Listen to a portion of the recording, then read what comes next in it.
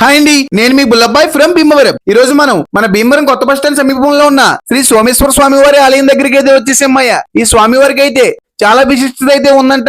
స్వామివారి నుదుటి పైన బ్రహ్మసూత్రం కలిగి ఉండడం చాలా విశిష్టత అంట.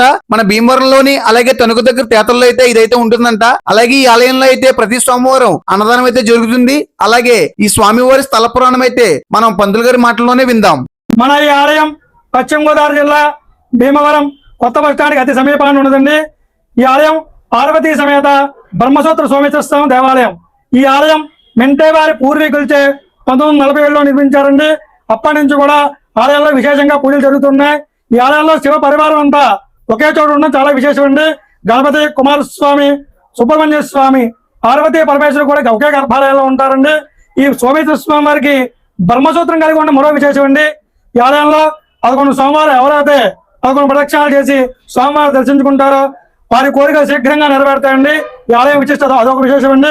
అలాగే ఈ ఆలయంలో త్రయోదశి అమావాస్య ముందు వచ్చే త్రయోదశి నాడు సాయంకాలం ప్రదోషక సమయంలో నందీశ్వరికి అభిషేకం జరుగుతుంది.